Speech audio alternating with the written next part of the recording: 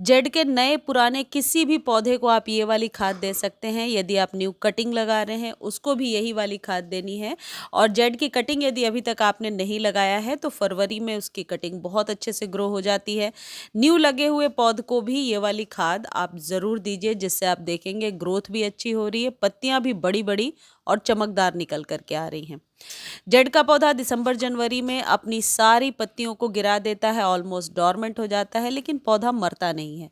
फरवरी के महीने में जेड को नाइट्रोजन युक्त खाद दे दीजिए, तो आप देखेंगे कि जो न्यू कटिंग है या पुराना पौधा भी है उस पर ग्रोथ भी तेज हो गई है और न्यू न्यू पत्तियां भी निकल करके आ रही हैं।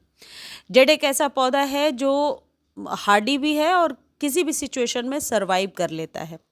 यदि आप जेड के पौधे को घर में लगा रहे हैं तो सिर्फ 3-4 चीज़ों का आपको विशेष ध्यान रखना होता है। पहली चीज़ तो यह है कि जेड को बार बार रीपॉट नहीं करना होता है। लेकिन जड़ें बिल्कुल भर गई हैं और एक ही गमले में बहुत टाइम से आपने लगा रखा है तो फरवरी के महीने में रीपॉट कर सकते हैं। जेड का कोई आपका पौधा है और इस तरीके से पत्तियां रूखी रूखी बेजान सी हो रही हैं तो ये पानी के अभाव में होता है, यानी कि सर्दियों में हम पानी कम देते हैं। जैसा कि देखिए सॉइल कुछ इस तरीके की हो रही है। ऐसे में जो पत्तियां होती हैं उनके अंदर का पानी सूखने लगता है।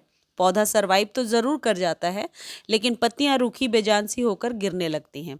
तो अब से फरवरी से लेकर के आपको अक्टूबर नवंबर तक जेड में प्रॉपर जैसे आप अपने पौधे को वाटरिंग करते हैं वैसे वाटरिंग करना है, यानी कि मिट्टी सूखने के बाद पानी दीजिए। देखिए ये जेड का पुराना पौधा है लेकिन इसकी पत्ती किस तरीके से मुड़ गई है, क्योंकि सर्दियों में मैंने बहुत ही कम पानी दिया है। कम पानी में पौधा एक बार को सरवाइव कर लेगा, लेकिन ज़्यादा पानी देने से ये पौधा सरवाइव नहीं कर पाता है और धीरे धीरे मरने लगता है। जेड को फरवरी में आप पूरे दिन के सनलाइट में रखिए। और जेड के पौधे को यदि रिपोर्ट करना चाहते हैं तो ये सही टाइम है। जब कभी भी सॉइल बना रहे हैं सैंडी सॉइल में लगाइए, यानी कि 30 to 40% आप सैंड ले लीजिए और बाकी के रेशियो में गार्डन सॉइल और कंपोस्ट मिला लीजिए। अगली जो इम्पॉर्टेंट चीज़ ये है कि जेड की थोड़ी यदि प्रूनिंग आप कर देते हैं, अभी थोड़ी सी कटिंग कर देते हैं, तब भी आप अपने पौधे में ग्रोथ बेहतर देख पाएंगे। जेड के पौधे को यदि आप फंगस वगैरह से बचा करके रखना चाहते हैं तो जैसे गार्डन में सभी पौधों पर फंजीसाइड का स्प्रे करते हैं उसी तरीके से जेड के पौधे पर भी रेगुलर वे में स्प्रे किया करें, यानी 7-8 दिनों 10 दिनों पर एक बार। देखिए कटिंग इसकी लगाई थी बरसातों में, अब ग्रो हो गई है। हालांकि जेड को गुड़ाई करना इतना आसान नहीं होता है क्योंकि शैलो रूट्स होने की वजह से रूट कटने के चांसेस होते हैं। फिर भी खाद देने के पहले यदि हल्की सी ऊपर से आप गुड़ाई कर देंगे तो आप उस खाद का बेहतर रिजल्ट ले पाएंगे।